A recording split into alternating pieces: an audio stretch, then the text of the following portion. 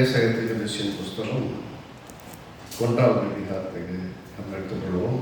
ஏசாயா 1.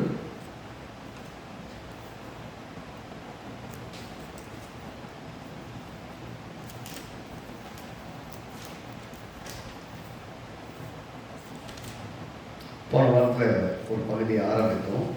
இன்றைக்கி அதனுடைய தொடர்ச்சியாக சில காரியங்களை பார்த்து போகிறோம். 18ஆம் வசனத்தில் வந்து ஏசாயா தீர்க்கதரிசியின் புஸ்தகம் 1வது அதிகாரம் 18வது வசனம். வழக்கடுவோம் வாருங்கள் என்று கர்த்தர் சொல்லலாம். உங்கள் பாவங்கள் சிவேரில் இருந்தாலும் உறைந்த மழையை போல் வெண்மையாகும், அவைகள் இரத்தாம்பர சிவப்பாக இருந்தாலும் பஞ்சை போலாகும். நீங்கள் மனம் பொருத்தி செவி கொடுத்தால் தேசத்தின் நன்மை புசிப்பீர்கள். மாட்டோம் என்று எதிர்த்து நிற்பீர்களாகில் பட்டயத்துக்கு இரையாவீர்கள் என்று கர்த்தரின் வாய் இதை சொல்லிட்டு. வேற யாரும் சொல்ல, நான் தான் சொல்றேங்க. போன வாரத்தில் இதை பற்றி பார்க்கும்போது உங்கள் பாவம் இல்லை பிரச்சனை அப்படின்னு கர்த்தர் சொல்கிறார் இல்லையா, அதை பார்த்தோம். ஒரு நாள் இந்த செய்தியை கேட்கலன்னா யூடியூப்பில் அப்லோட் பண்ணியிருக்கோம், அதை கேளுங்க. உங்கள் பாவம் தான் பிரச்சனை நீங்கள் யோசிச்சிங்கன்னா அந்த பாவம் உங்கள் வாழ்க்கையின் ஆசீர்வாதத்துக்கு தேசத்தில் இருக்கிற நன்மையை புசிக்கிறதுக்கு பிரச்சனையே கிடையாது. கர்த்தர் தான் பிரச்சனைனா நான் என்கிட்ட பிரச்சனையே கிடையாது. என்ன பொறுத்தவரை நான் ரொம்ப நேசிக்கிறேன், உயிரை கூட கொடுத்துருக்கிறேன். அப்போ பிரச்சனை எங்கப்பா, பிரச்சனை எங்க அப்படின்னு நம்ம கேள்வி கேட்டோம். நான் சொல்கிறேன், பாவம் தான் பிரச்சனை என்கிட்ட தான். உன் பாவம் எவ்வளவு கொடூரமானதாக இருந்தால் கூட அதை நான் பரிசுத்தமாக்கி ரொம்ப பார்த்தீங்கன்னா அவ்வளோ ரொம்ப ஒயிட்டாக்கிறாங்க. யாருமே உங்கள்கிட்ட ஒரு ஸ்பாட்டு கண்டுபிடிச்சி இந்த மாதிரி கருப்பாக இருக்கும், நீங்கள் எவ்வளோ தான் நல்லா ட்ரெஸ் போட்டு போங்க, முதல்ல யார் கண்ணில் பார்த்தாலும் முதல்ல எது போடும், அழுக்கோ ஒரு சின்ன காயோ ஒரு டாட்டோ அதுதான் தெரியும். நீங்கள் எவ்வளோ அழகாக நல்லா மேக்கப் போட்டு போனீங்கன்னாலும் முகத்தில் புத்தனை என்ன கண்டுபிடிப்பாங்க, ஏதாவது புள்ளி இருக்கா, இது இருக்குதா, சரியா இல்லையா, அப்படி தான் கவனிப்பாங்க. மக்களுடைய நோக்கங்கள் உங்களிடத்துல குற்றங்களை கண்டுபிடிப்பது. ஆனால் கர்த்தர் சொல்றாரு, நீ உன்னை ஊரே குற்றவாளின்னு சொல்லணும், பிரச்சனை இல்லை, நீ என்கிட்ட தான், நான் உன்னை மொத்தமாக பரிசுத்தமாக்கிறேன். பார்க்குறவன் என்ன பார்த்துட்டு போட்டோம், உன்னை நான் பரிசுத்தமாக்குவதற்கு எனக்கு பிரச்சனையே கிடையாது. அப்படின்னா எவ்வளோ மோசமான பாவியை கூட சொல்றாரு, நீங்கள் மனம் பொருந்துட்டீங்கன்னா போதும், தேசத்தில் நன்மையெல்லாம் உனக்கு தான் வச்சிருக்கேன், என்ஜாய் பண்ணு, அனுபவிக்கிறார். மாட்டேன்னு சொன்னீங்கன்னா பிரச்சனை இல்லைப்பா, பின்னாடியே பட்டயம் ரெடியாகவும் இருக்கு, நான் உனக்கு கொண்டு சொல்ல வேண்டியது, என் காவலில் இருக்கிற வரைக்கும் அதெல்லாம் உள்ள வராது.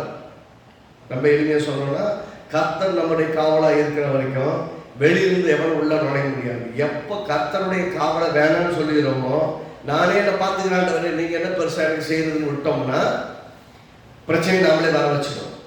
அப்போ கர்த்தர் நமக்கு நன்மை செய்கிறார், நமக்கு நாமே வைத்தியராக இருக்கணும்னா முடியாது, அது வேலைக்காக. அப்படி மனம் பொருந்துற ஒரு விஷயம் அப்படிங்கும்போது தேவனுடைய இருதயத்தின் யோசனைகளோடு நம்முடைய யோசனைகள் இணைந்து போவது என்பது ரொம்ப அவசியம். அப்படின்னா நம்ம இன்னும் எளிமையாக புரியுதுன்னு சொல்றேன். கர்த்தர் சொல்றார், உன்னை இப்போது இருப்பதை விட 1000 மடங்கு உடைய ஆசீர்வாதமாய் மாற்றுவேன்னு சொல்றாருன்னு வச்சுக்கோங்க. நீங்க என்ன சொல்லணும், ஆனால் போங்கப்பா, எனக்கு உள்ள பிரச்சனையே பெரும் பிரச்சனையாக இருக்குது, நான் எங்கே 1000 மடங்கு ஆகுது, 1 மடங்கு வளர்ந்துட்டா பரவாயில்ல, அகில ஒரு 100 ரூபா இருந்தால் அது 200 ரூபா மாற்றா கூட பரவாயில்ல, நீ 1000 மடங்குன்னு சொல்றீங்களா ஆண்டவரே அப்படின்னா நம்ம எண்ணங்கள்லாம் ரொம்ப சின்னதாக இருக்கு. நம்ம அதனால கற்று சொல்றாங்க, உன் நினைவுக்கு என் நினைவுக்கு எட்டியே வைக்க முடியல, ஏன் உயரம் ஏன் எண்ணம் உன்னை பற்றி வாழ அளவு வச்சிருக்கிறேன், நீ எப்படின்னா தரமட்டமாக யோசிச்சுட்டு இருக்கீங்க, இப்படி இருந்தால் எப்படி தான் வாழ போறான்னு கர்த்தர் சொல்றார். கர்த்தருடைய அந்த வார்த்தையே பார்த்தீங்கன்னா இதே ஏசாயாவில் சொல்றாரு, உங்களுடைய எண்ணங்களை விட உங்களுடைய யோசனைகளை விட என்னுடைய நினைவுகள் வாழ அளவுக்கு உயர்ந்திருக்குது. ஆனால் உங்க எண்ணம் அந்த அளவுக்கு மேலே வர மாட்டேங்குது, தரையோடையே பார்க்குது, உலகத்தோடையே பார்க்குது, குடும்பத்தோடையே பார்க்குது, இப்படி தான் பார்க்குது. அப்படியே என்னால் ரொம்ப சக்ஸஸ்ஃபுல்லாக வர முடியும்னு கண்டு பார்க்கவே மறுக்குது. வார்த்தை 1000 தடவை கேட்டாலும், வசனம் 1000 முறை காதுகளில் கேட்டாலும், உள்ளத்தோட நம்மளோட தொடர்ந்து பேசிட்டே இருந்தா கூட நம்மளுடைய கண்கள் மட்டும் வானத்தை நோக்கி பார்க்கறதுக்கு வாங்க இங்கே உலகத்திலே சோர்ஸஸை பார்த்துட்டு அதான் பிரச்சனை. இங்கே பார்த்தீங்கன்னா இந்த இன்னைக்கு கர்த்தருடைய சத்தத்துக்கு கர்த்தருடைய சித்தத்துக்கு தன்னை அர்ப்பணித்துக் கொண்ட ஒரு மனுஷன் ரொம்ப சக்சஸ்ஃபுல்லாக வாழ்ந்து எப்படி முன்னேறான் அப்படிங்கிறத பார்க்க போகிறோம். 2 நாளாகமத்தின் புஸ்தகம் 2 நாளாகமம் 26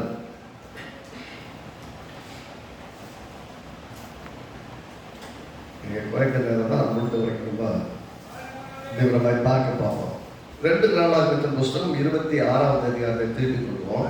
இதில் முக்கியமாக பார்த்தீங்கன்னா 3ஆம் வசனம் சொல்லுது, உசியா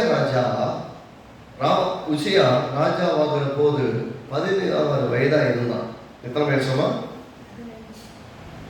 ரொம்ப சொல்ல போனால் ஒரு நல்ல ஒரு யூத்து. இப்போதான் வாலிப பையன் பையனத்துக்கு கூட ராஜாவாகிட்டான். வழக்கமாக என்ன பண்ணுவாங்க, வாலிப பசங்க ராஜாவாகிட்டாங்கன்னா சும்மாவே கொட்டு இல்லாமல் ஆடுவாங்க. வாலிப பசங்க போய் ராஜாவை உட்கார வச்சிட்டாங்கன்னா ஒரு மேனேஜர் ஆக்கிட்டாங்க, என்ன பண்ணுவாங்க, அவங்க பண்ணுறதெல்லாம் மண்டையில் தோணுனதெல்லாம் செய்வாங்க. ரைட் தானே? இவன் வித்தியாசமானான் ராஜா. 14 வயசு பையன், அத்தனை குறும்பும் பண்ணுறதுக்கு எலிஜிபிள் பேச்சுலர். ரைட்டா? அத்தனை சில்விசத்தி பண்ணுறதுக்கு எலிஜிபிள் பையன். ஆனால் அவன் அப்படி யோசிக்கல. பாருங்க, அவன் சொல்லுகிறான், அது 16 வயசுல ராஜாவாகி 52 வருஷம் அரசாண்டான். இஸ்ரேல் ராஜாவில் ரொம்ப நாளைக்கு அரசாண்ட ஒரு ராஜாவில் இவனு ஒருத்தன். 52 வருஷம், 14 + 52 68 வருஷம். ரைட்டா? 68 வருஷம் வாழ்ந்திருக்கிறான்.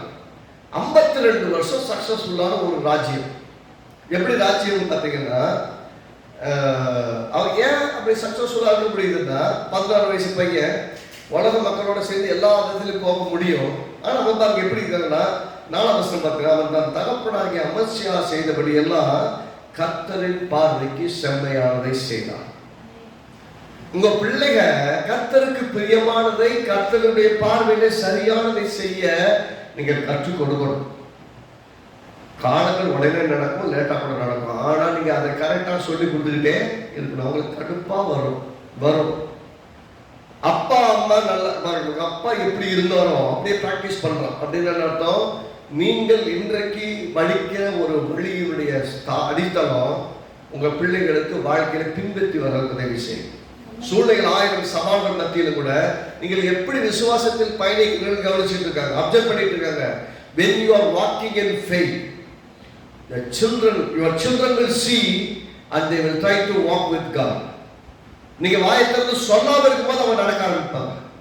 இன்னைக்கு நீங்க நடக்கிற வழிகள் சரியா இருந்தால் உங்கள் பிள்ளைகள் உங்களை பின்பற்றி வெற்றிகரமாக நடப்பாங்க. அதனாலதான் அப்பா எப்படி இருந்தாரோ, கர்த்தருக்கு பிரியமானபடியெல்லாம் செய்தாரோ அதன்படி பிள்ளை செய்தான். இன்னைக்கு ஒரு வேலை நீங்க செய்யல, அது வரைக்கும் அவங்க அப்பா ராஜாவா இருந்தார். 16 வயசு பையனுக்கு என்னங்க தெரியும்?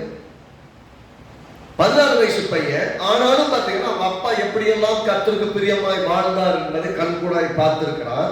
இப்ப கர்த்தருக்காக உண்மையாய் செம்மையாய் வாழணும்னு ஒரு பெரிய ஸ்ட்ராங் டிசிஷன், ஸ்ட்ராங் பிலீஃப் சிஸ்டத்தை உள்ள வளர்த்துட்டாங்க. அப்பா பண்ண பெரிய விஷயம், பணத்தையும் சொத்தையும் ஆஸ்தி கொடுத்துருப்பான இவனை ராஜாவாக்குற பெரிய திட்டத்தோடையும் கிடையாது. ஆனா கர்த்தர் ராஜாவாக்கி இருக்கிறார். ராஜாவா வச்சது மட்டும் முக்கியம் இல்ல. இந்த ராஜாக்களை பத்தி நிறைய பார்க்கும், நிறைய கெட்ட ராஜாக்கள் இருக்காங்க. ஆனா இவனை பத்தி சொல்லும் போது கர்த்தரின் பார்வைக்கு செம்மையானது. கர்த்தர் பார்வையில இது கரெக்டா செக் பண்ணி நீங்க செய்ய ஆரம்பிச்சீங்கன்னா உங்க பிள்ளைங்க நாளைக்கு வாழ்வில மேல வரும்போது இன்னைக்கு ஒரு விதமா மண்டை பிடிச்சு இருக்கிற பக்கம் பண்ணிட்டு இருப்பாங்க. ஆனால் நாள் வரும் என்ன செய்வாங்கன்னா, இது கர்த்தருடைய வழியில நம்ம பெற்றோர்கள் போய் சக்சஸ்ஃபுல்லா இருந்தாங்க, நானும் பின்பற்றுவேன் வந்து நிற்பாங்க. ஆனா 16 வயசு பையனுக்கு உறுதியா நிற்கிறது காரணம் சிறு வயதுல இருந்து அவனை வளர்க்கப்பட்ட விதம். அப்படி நீங்க பிள்ளையானவரை நடத்த வேண்டிய வழியில நடத்து, முதிர் வயதிலும் விடாம இருப்பாங்க. ஆனா பாருங்க, இந்த சக்சஸ் ஸ்டோரி, இது பாருங்க அருமையான சக்சஸ் ஸ்டோரி. 16 வயசுல ராஜாவாகி கர்த்தருக்கு பிரியமானதை செய்து 5ஆம் வசனம் பாருங்க, தேவனுடைய தரிசனங்களில் புத்திமானாக இருந்த சகரியாவின் நாட்களில் தேவனை தேட மனது இணங்கி இருந்தான். தேவனை தேடுற விஷயத்துல போது ரொம்ப வில்ஃபுல் ஹார்ட் அப்படிம்பாங்கல்ல, ரொம்ப ஆசை. நீ சர்ச்சுக்கு வா, நீ வந்தா தான் கூட பிடிச்சி இழுத்துட்டு வர்றதில்ல, நீ வர்றையோ நான் போறேன், நீ வந்தா கூட கூட்டு போறேன், நான் போறேன்னு வர்ற பிள்ளைதான் கர்த்தரால் நடத்தப்படுகிற பிள்ளை. ஆமென். கர்த்தரால. ஏன்னா நாட்கள் அப்படிதான் இருக்கு. ஏதோ கொஞ்ச நேரம் உட்காந்து அதை பார்க்கலாம், எதை பார்க்கலாம், என்டர்டெயின் பண்ணலாம், இல்லை தூங்கி எழுந்திருக்கலாம் யோசிக்கிறதுனால தான் பிள்ளைங்க இருக்காங்க. ஏன்னா அவ்வளோ ப்ரெஷரும் இருக்குது, ஸ்கூலில் காலேஜில் எல்லாத்துக்கும் ப்ரெஷர் இருக்குது. அவங்களுக்கு தேவை கொஞ்சம் ஓய்வு கிடைச்சா ஞாயிற்றுல ஒரு நாள் தாங்க நிம்மதியாக இருப்பேன், அன்னைக்கு ஏன் எழுப்புறீங்க, ஏன்ப்பா உயிர் எடுக்கிறீங்கன்னு தான் சொல்லுவாங்க. ஆனா அவங்களுக்கு எது தேவைன்னா, இந்த 6 நாள் ஒரு சக்சஸ்ஃபுல்லான பயணத்துக்கு இந்த ஒரு நாள் தேவனுடைய பிரசன்னம் உனக்கு தேவை. இந்த ஒரு நாள் அவருடைய சமூகத்தை மிஸ் பண்ணேன்னா, இந்த 6 நாள் எல்லா வெயிட்டையும் தூக்கி சுமக்கணும். ஆனா இந்த பிரசனத்துல உட்கார்ந்து கர்த்தருடைய ஞானத்தை பெற்றுக்கொண்டேன்னா, இந்த 6 நாள் வெயிட் நம்ம லகுவா இருக்கும். ஈஸியா கற்றுக்கொள்ள, ஈஸியா புரிந்து கொள்ள ஆவியான உதவி செய்யலாம். அப்போ இந்த ஒரு நாள் ஓய்வு உனக்கு 6 நாள் ஹெல்ப் பண்ணு நீ நினைச்சீங்கன்னா, ஒரு நாள் ஓய்வு தேவ சமூகத்துல குடும்பத்தோடு சொல்லியிருக்க மாதத்துக்கு ஆரம்பத்திலேயும் உங்களுக்கு ஓய்வினால் முக்கியத்துவப்படுத்துங்க. அந்த ஓய்வினால் ஆண்டவரோட செலவிடுகிறார், குடும்பத்தோடு நேரத்தை செலவிடுகிறார். அப்பா கதை கண்டகால பேசலாமா? கர்த்தரை பத்தி பேசுங்க. கர்த்தர் உங்கள் நடத்தின விதங்கள், உங்களுக்கு கொடுத்த வெற்றி பயணங்களை பற்றி, நீங்க சந்தித்த சவால்களை கர்த்தர் எப்படி உதவி செய்ய பிள்ளைகளுக்கு கற்றுக் கொடுங்க. ஒருவனை கேட்ட மனம் இருந்து மனம் இல்லாம கூட கேட்டுட்டு இருப்பாங்க.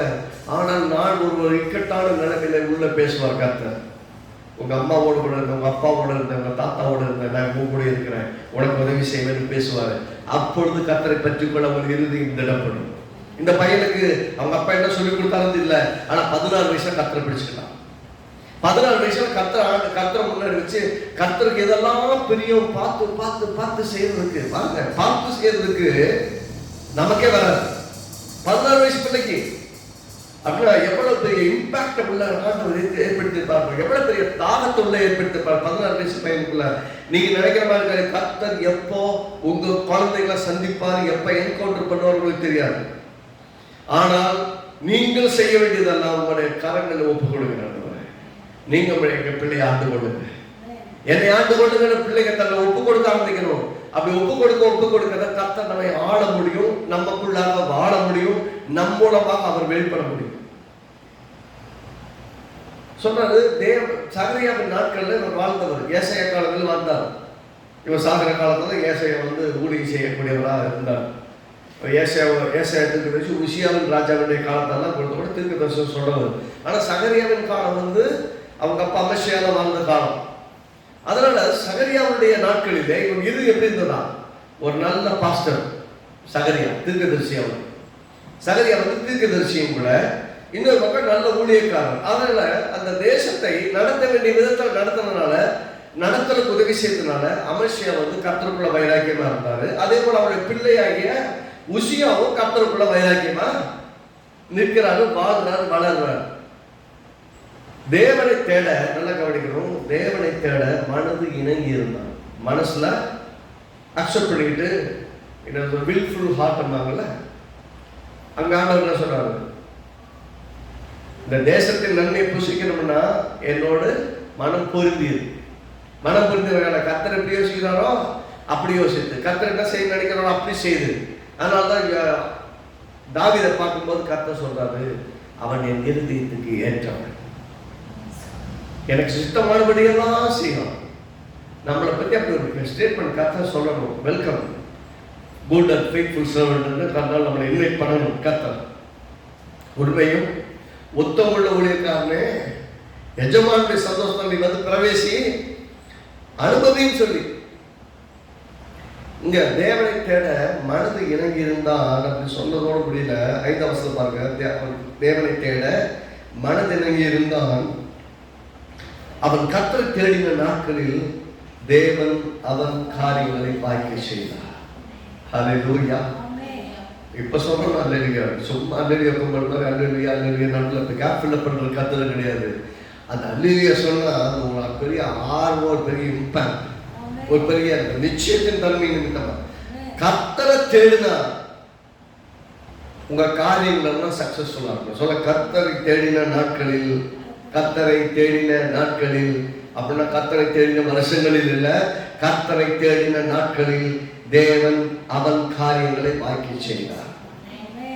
கர்த்தரை தேடினா ராஜ்யத்தை பண்ணனா 52 வருஷம் சக்சஸ்ஃபுல்லா ஆட்சி செஞ்சார். அப்ப ஆட்சிங்கிறது நம்ம சொந்த பலத்துல, சொந்த புத்தியில, சொந்த ஞானத்துல, சொந்த கல்வி திறமைகள, வாய் பேச்சு திறமையில நடத்துறது கிடையாது. அதை செய்யவும் முடியாது. நீங்க எவ்வளவு பெரிய பெஸ்ட் ஓரேட்டரா இருந்தாலும் கர்த்தரிடத்துல இருந்து ஒன்று கொடுக்கப்படாம நீங்க பிரசங்கம் பண்ணனால முடியாது. கர்த்தருடைய வார்த்தை எங்க சொல்றேன். இப்ப கர்த்தர் நம்மோட கூட பேசுகிறார், என்னோடையும் பேசுகிறார். கர்த்தரை தேடின நாட்களில் அவன் காரியங்களை கர்த்தர் ஜெயமாய் வாய்க்க செய்தார். அப்போ காரியங்கள் வாய்க்கணும்னா உபாகமத்தின் புஸ்தகம் 1ஆம் அதிகாரம் 1ஆம் அதிகாரத்தில் எப்படி ஆரம்பிக்குது? யோசுவா உபாகமத்தின் புஸ்தகம் பாருங்க, 28ஆம் அதிகாரத்துல எப்படி சொல்றாங்க. அதே மாதிரி யோசுவா இதையும் வாசிக்க போறோம். உபாகமத்தின் புஸ்தகம் 28ஆம் அதிகாரம். இந்த ஆசீர்வாதத்தை பத்தி எல்லாம் நீ சுதந்திரத்துக் கொள்வதற்காக அப்படின்னு சொல்றாங்க இல்லையா? சொல்லும் போது எப்படி சொல்லுவாங்க? இன்று நான் உனக்கு விதிக்கிற 1ஆம் வசனம். உபாகமம் 28. இன்று நான் உனக்கு விதிக்கிற தேவராய் கர்த்தரின் கட்டளைப்படியெல்லாம் செய்ய நீ கவனமாக இருக்கும்படி அவர் சத்தத்துக்கு உண்மையாய் செவி கொடுப்பாயானால் உன் தேவனாகிய கர்த்தர் பூமியில சகல ஜனங்களில் உன்னை மேன்மையாய். அப்ப you want to be a successful person அப்படின்னா என்ன அர்த்தம்? நான் ரொம்ப சக்சஸ்ஃபுல்லாக இருக்கணும், நான் பெரிய ஆகணும்னு நீங்க ஆசைப்படுறீங்கன்னா முதல்ல தேவை கர்த்தருடைய வார்த்தைகளுக்கு கீழ்ப்படிந்து இணங்கி நடக்கிற மனநிலை வேண்டும். யோசுவாவின் புஸ்தகம் 1ஆம் அதிகாரம் 8ஆம் வசனம் பாருங்க. இந்த நியாயப்பிரமாண புஸ்தகம் யோசுவா 1:8. இந்த நியாயப்பிரமாண புஸ்தகம் உன் வாயை விட்டு பிரியாதிருப்பதாக, இதில் எழுதியிருக்கிறபடியெல்லாம் நீ செய்ய கவனமாக இருக்கும்படி இரவும் பகலும் அதை தியானித்துக் கொண்டிருப்பாயாக. அப்பொழுது நீ உன் வழியை வாய்க்க பண்ணுவாய், அப்பொழுது புத்திமானாயும் நடந்து கொள்வாய். வழியும் வாய்க்கும், நீ புத்திசாலியாகவும் இருப்ப. நிறைய பேர் நினைக்கிறாங்க நம்ம எதாவது பண்ணி குறுக்க மாதிரி எதாவது பண்ணி குறுக்கு வழியெல்லாம் பண்ணி எதாவது பண்ணிடலாம் அப்படின்னு. அதெல்லாம் சாத்தியங்களால ரொம்ப குறைவு. பிள்ளைகள் குறுக்கு வழியில் எப்படி பெரிய ஆகலாம் அப்படின்னு நினைச்சு எந்த குறுக்கு வழியை பத்தி பிளான் பண்ணாலும் கர்த்தருடைய வார்த்தையினால் வருகிற, கர்த்தருடைய வார்த்தையை விசுவாசிக்கிற, கர்த்தருடைய வார்த்தைக்கு நம்ம அர்ப்பணிக்கிற வாழ்க்கை முறையில வர்றதை விட சொல்றாரு இந்த நியாயப்பிரமாண புஸ்தகம் வாயை விட்டு பெரியக்கூடாது. அப்படின்னா வசனம் யார் வாயில நிறைந்திருக்குது. எல்லா சூழலும் வசனத்தை முக்கியத்துவப்படுத்தி வசனத்தை யார் பேசுறாங்களோ ரொம்ப சக்சஸ்ஃபுல்லா இருப்பாங்க.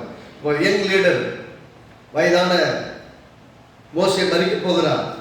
மறிப்பதற்கு முன்பாக எனக்கு அப்புறம் நீதான் இந்த ஜனங்களை வாக்குத்தத்தம் பண்ணப்பட்ட தேசத்துக்கு கூட்டு போற, அங்க போற வழியில நிறைய யுத்தங்களை நடத்த வேண்டியது இருக்கும். அந்த யுத்தங்களை நடத்துறதுக்கு என்ன வேணும்? வெற்றி செய்வதற்கு, வெற்றி பெறுவதற்கு உனக்கு தேவ பிரசன்னம் தேவை, தேவனுடைய வல்லமை தேவை. அதுக்கு என்ன பண்ணு, என்ன எடுத்துட்டு போகணும்? வாயில வார்த்தை எடுத்துட்டு.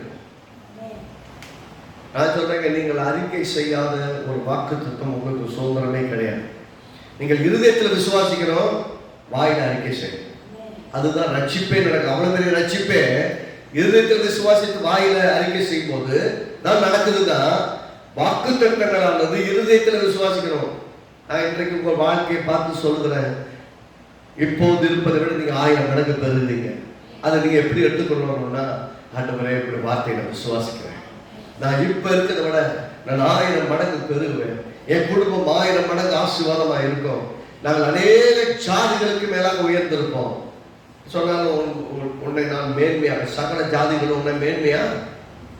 அப்படின்னா வசனத்துக்கு முக்கியத்துவம் கொடுக்குற ஆளை எல்லா ஜனங்களிலும் மேன்மையாக கத்த வைப்பார். அப்ப மேன்மையாய் வாழ வேண்டும் என்றால் முதல்ல தேவைன்னா வசனம் முதல் இடத்துல உங்க வாழ்க்கையில் இருக்கணும். வசனம் வாயில் இருக்கணும். இந்த வசனம் உங்க வாயை விட்டு பிரியக்கூடாதுன்னு கர்த்தர் சொல்றார். அப்ப அந்த வாயிலிருந்து பிரியாத இந்த வசனம் உங்க வாழ்க்கையிலிருந்து பிரியாத ஆசீர்வாதங்களை கொண்டு வரும். உங்க வாயிலிருந்து பிரியாத வசனம் உங்க வாழ்க்கையிலிருந்து பிரிக்க முடியாத ஆசீர்வாதங்களை கொண்டு வந்து உங்களை நிரப்பி விட்டுரும். எத்தனை பேர் எதிராக வந்தாலும் சரி, உங்களை நிறைக்கிற வாக்குத்தத்தத்தின் ஆசீர்வாதங்களை யாராலையும் பிரிக்க முடியாது. அப்படி பிரிச்சு விட்டா நீங்க தான் பண்ணணும். உங்க வாயினால பெற்றுக்கொள்வதும் வாயினால்தான், கெடுத்து போடுவதும் வாயினால்தான். அப்ப உங்கள் வாய் எதை பேசுகிறது, எதை தியானிக்கிறது, எதை அறிவிக்கிறது, எதை அறிக்கையிடுகிறது. வாழவே பிடிக்கலங்க, கவலையப்படாதீங்க, ரொம்ப நாள் வாழ்றதே கஷ்டங்க. அப்ப எதை பேசணும்? ஆண்டவரே, இத்தனை சவால்கள் இருந்தாலும் மத்தியில் நான் ரொம்ப விசுவாசிக்கிறேன், என் தலைமுறைகளுக்கான வாக்குத்தத்தங்களுடன் நான் வாழ்வேன், ஆசீர்வாதமா இருப்பேன். என்னை உயர்வை தடுக்கிற எந்த வல்லமை இந்த உலகத்திலேயே கிடையாது. உம்மாலே நான் ஒரு பெரிய சேனைக்குள்ள பாய்ந்து போவேன், மதுளை கூட தாண்டுவேன். என் தேவனால வெற்றி கொடி. எப்போ உயிருக்கு பயந்து ஓடிட்டு இருக்கும்போது சொல்றாரு. வாய் நிறைய வார்த்தை பார்த்தீங்கன்னா போய் சேர்ந்தான். அவனுடைய கோழி அதுக்கு முன்னாடி நிற்கும்போது தாவீதோட பேச்சை கவனி. அவன் செஞ்சது ஒரு செகண்டுக்கான வேலை தான் இல்லையா? அவனை கொன்னது எவ்வளவு டைம் எடுத்துச்சு? சுத்தனை அடிச்ச காலி ஆயிட்டான். ஆனா அதுக்கு முன்னாடி அவன் பேசுற விதங்களை பாருங்க. இவனை கொண்டா என்ன கிடைக்கும்? அங்கிருந்து ஆரம்பிக்கிறான். இவனை கொள்ளுகிறவனுக்கு என்ன கிடைக்கும்? ஒரே கல்ல 2 மாங்காண்ட மாதிரி இவனுக்கு என்னெல்லாம் கிடைக்கும்? ஒரு கல்ல 3 மாங்காய். முதல்ல இவனை கொள்ளணும், அது ஒரு வெற்றி. பின்னாடியே ராஜா ஆசிரியர் கொடுப்பார், அது ஒரு வெற்றி. 3வது அவருடைய மனைவியை, அவன் பொண்ண பிள்ளையா மனைவியை கொடுப்பார், அது 3வது. அப்ப ஒரே கல்ல 3 மாங்காய் அடிக்கிற பையன் பாருங்க. எதுக்காக யோசிச்சிருப்பானோ இல்லையா? ராஜா விட்டு சம்பந்தம் சும்மாவா? எதுக்காக பண்றோம் இல்லையா? ராஜா விட்டு பொண்ண கல்யாணம் பண்ணி கொடுக்கிறார், அதுக்காக பண்ணலாம் அப்படின்னு கூட ஃபீல் ஆகியிருப்பான். ஆனா பாருங்க, அவன் செய்ய போனதை விட அவன் பேசுனது ஜாஸ்தி. உன்னால முடியாது, நீ என்ன பெரிய நினைச்சியா? எல்லாம் சொல்றாங்க அவங்க அன்னைங்கெல்லாம். நான் வந்தது சும்மா வந்தேன்னு நினைக்கிறியா? காரணம் நம்ம கர்த்தரை கூட்டு வந்திருக்கான்னு சொல்றான். அவங்க என்ன நினைக்கிறாங்க? இந்த விசுவாசத்துல வந்திருக்கான், விசுவாசத்துல பேசுறான். கேட்கிறவனுக்கு பைத்தியக்காரத்தனமா தெரியுது. இருதயத்துல விசுவாசிக்கிறான், வாயில பேசுறான். கேட்கிறவனுக்கு பைத்தியக்காரத்தனமா இருக்கு. இவனுக்கு தெரியும் பைத்தியக்காரத்தனமா பேசல. உள்ள ஆவியானவர் வாழ்ந்து கொண்டு உள்ள அவனை நடத்திட்டு இருக்கிறாங்க. இவனை உன் கையில ஒப்பு கொடுத்தேன்னு ராஜா சொல்றாரு. இந்த ட்ரெஸ் எல்லாம் போட்டுக்கப்பா, அவன்கிட்ட போய் சண்டை போடணும், இந்த ட்ரெஸ் எல்லாம் அவனுக்கு வேணும்னு போட்டு பார்க்கறான். அவனு செட் ஆகுது, அதை தூக்கிட்டு நடக்கவும் முடியாது. அது ஏற்க ரொம்ப வெயிட்டு, இவனை துருண்டா இருக்கிறான். இந்த சீனெல்லாம் எனக்கு வேலைக்கு ஆகாது. நம்ம சொல்லுவாங்க இந்த பசங்க, அந்த பெரிய சீனெல்லாம் கிடையாது. அதே மாதிரி சொல்றாங்க, இந்த அப்பியாசம்லாம் எனக்கு கிடையாது. அப்பியாசம்னா அவ்வளவு பெரிய சீனெல்லாம் கிடையாது. அவங்ககிட்ட யுத்தத்துக்கு போற அளவுக்கு எனக்கு யுத்த ட்ரைனிங் கிடையாது. இந்த ட்ரெஸ் எப்படி போடணும் தெரியாது, இது எப்படி பிடிக்கணும் கூட. என் கையில இருக்கிறதுக்கு அவனு, என் கையில என்ன இருக்கு அதை வச்சுதான் செய்யும். என் கையில இருக்கிறத வச்சுதான் வெற்றி, என் கையில இருக்கிறத வச்சுதான். என் கையில என்ன இருக்குதோ கேட்கிறாரு. உங்ககிட்ட என்னமா இருக்கு? ஒரு குடம் எண்ணெய் போதும், இதை வச்சு நீ பெரிய ஆளாயிடலாம். உங்ககிட்ட என்னமா இருக்கு?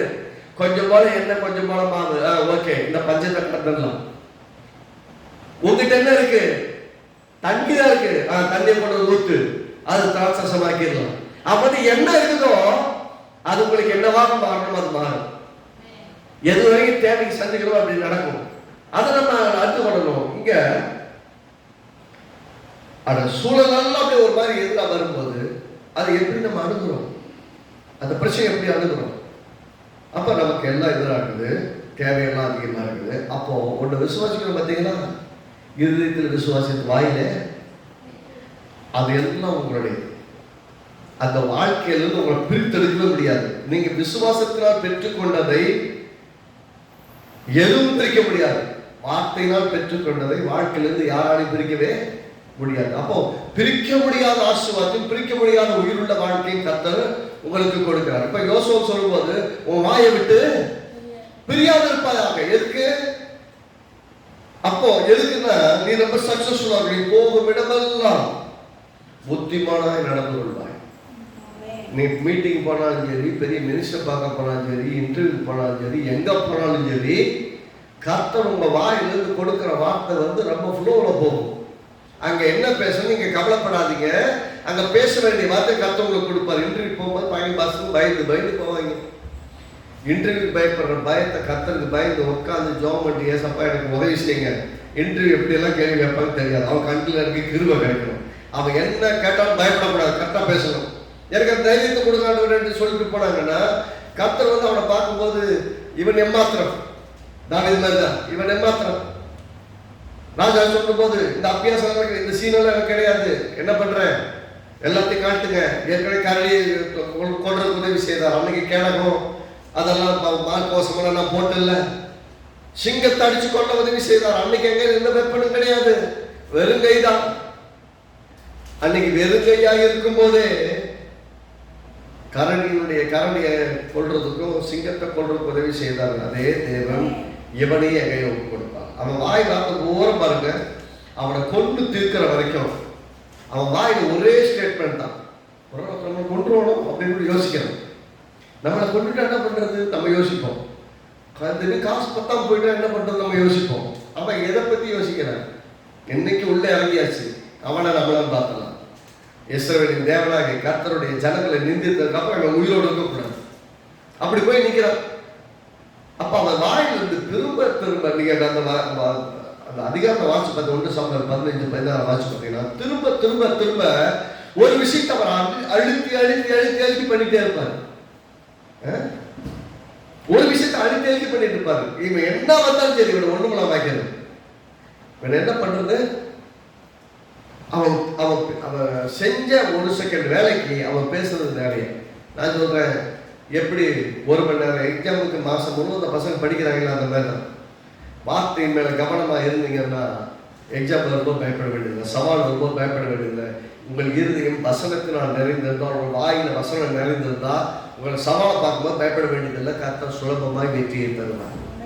அவன் ஆனால் அந்த விஷயத்தை பற்றி பார்க்க வேண்டியது இருக்குது. சக்சஸ்ஃபுல்லாக ஆரம்பித்த ஒரு அற்புதமான ஒரு மனிதர். ஆனால் அன்றைக்கி நேரம், அதனால் அடுத்த வாரத்தில் இந்த 2 நாளாகத்தில் 24 அதிகாரத்தில் இருக்கிற அந்த பகுதியில் சில காரியங்களை பார்ப்போம். நீங்களும் இந்த பகுதியெல்லாம் வாசிச்சுட்டு வாங்க, உங்களுக்கு ரொம்ப யூஸ்ஃபுல்லாக இருக்கும். நீ வந்து கேட்கும்போது இன்னும் கொஞ்சம் பிரமாண்டமாக 2 நாளாக 26 ஃபுல்லாகவே அவருடைய லைஃப் ஸ்டோரி தான், உஷியாவுடைய லைஃப் ஸ்டோரி தான்.